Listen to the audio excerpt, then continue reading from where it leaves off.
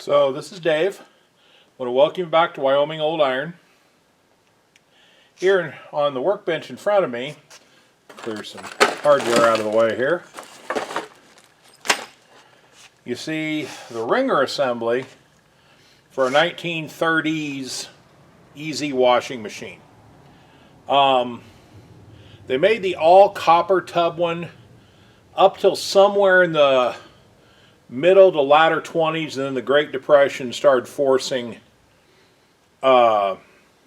production cuts, cost cutting. So we have 3 of these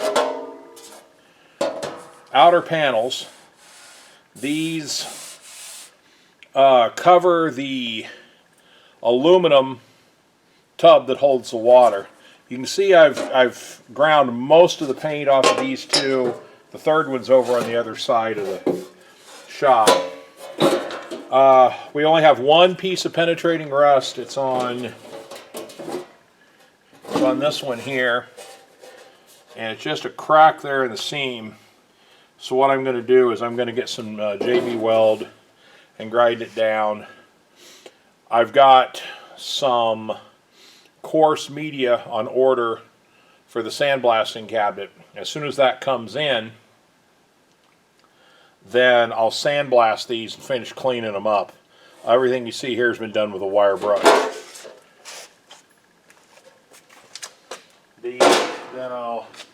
We have one of our 2 access covers here. I finished grinding on that this morning. Again, I'll sandblast it to finish cleaning it up before I paint it. We have some penetrating rust there, so I'm going to put Rust-Oleum on it to try to stop it. We have the third of our braces also need sandblasted to finish, but we're getting there. The subject of today's video is the Wringer head. Now, I have never pulled a Wringer head apart on one of these. So, the rollers themselves are in reasonably decent shape. I may chuck these up in the lathe and just turn a slight edge on them to clean them up. So the first thing I thought we would do is not use that screwdriver. Seemed like a good idea at the time.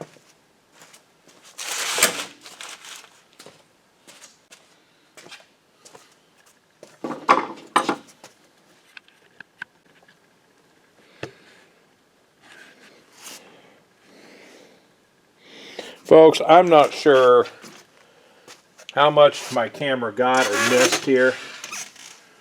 I've taken if it didn't catch it, I've taken the Wringer head off, the gearbox off the Wringer head, I should say, and I'm tearing apart the Wringer head for cleaning it up. I was just saying, you see how this is painted white? This was not white originally, it was aluminum colored.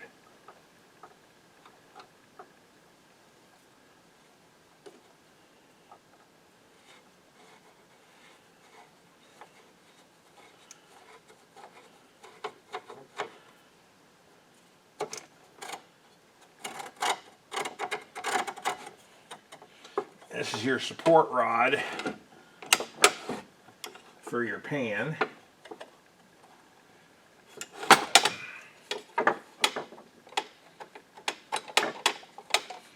Clean this up.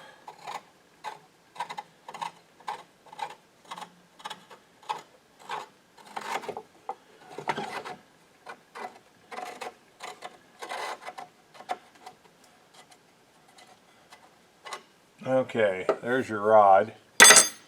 Get this out here further into the mix. Here's your coupler for your gear head.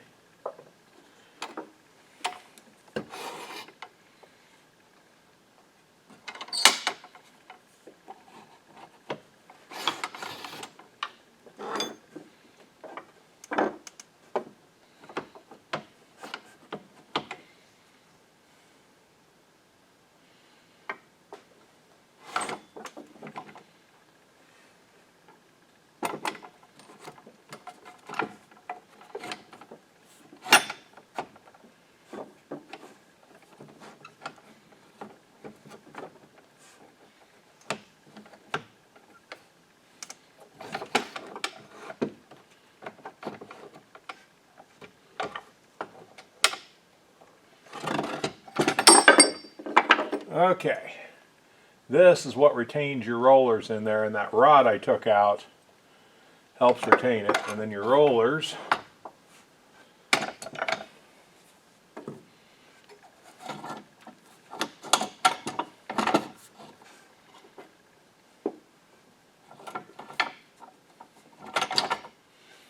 these are going to need some serious cleaning. They do, although they do still turn.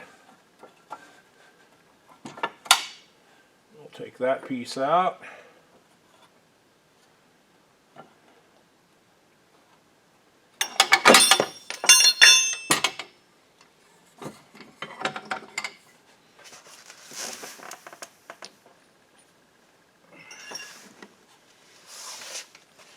These are your top pieces that just fell out of there.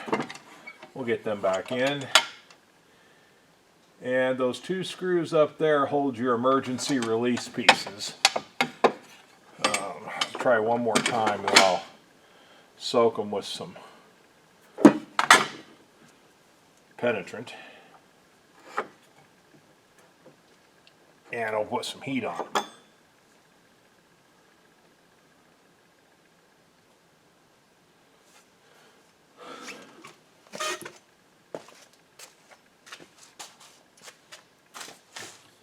So I've never been wedded to one particular penetrant.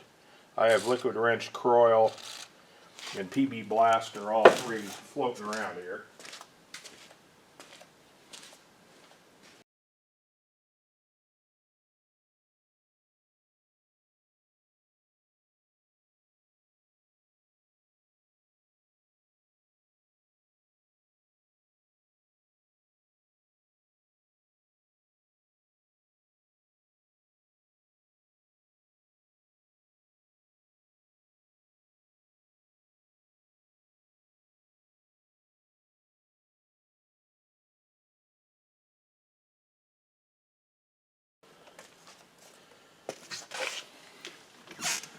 Since this is aluminum and it does warp, we're going to hit this with the heat gun.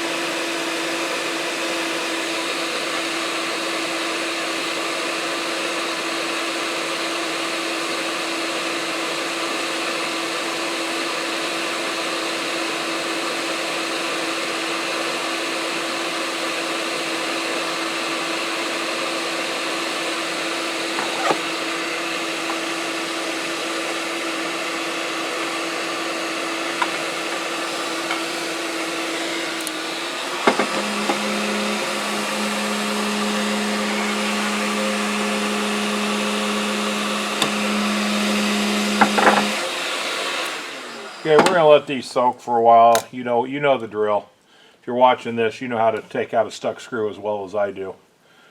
So I've got paint and more clean material for my parts washing cabinet and coarse media for the sandblaster all supposed to be here this week.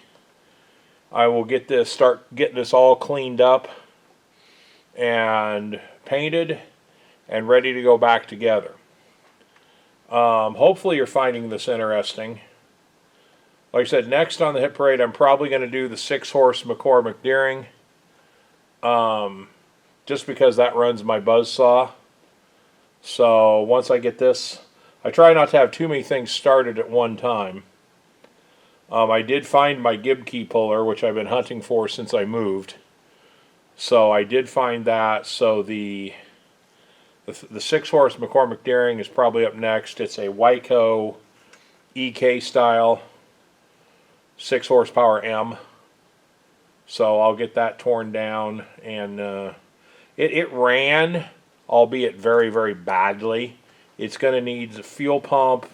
Fuel lines are going to have to be reworked. New O-ring, and just a general cleanup.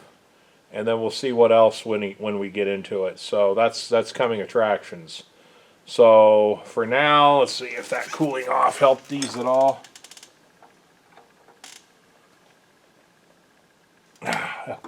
Nope. Okay, if you're enjoying it, please hit that like and subscribe button. It helps get my membership up to where I can do something. And I think what I'm going to do with this, I think what's pretty obvious what this is. When I get that that material or that solvent, I'm going to soak this and just clean all this old grease out of it with a putty knife and just re-grease it. The overall condition of this is decent. I don't see any need to tear it apart. Not for something that's going to get used as a demonstrator. And again, I don't think there's an issue there. So hopefully you're liking it. If you like what you're seeing, please hit the subscribe button, and we'll be back with more on this as I get more of it cleaned up and ready to go.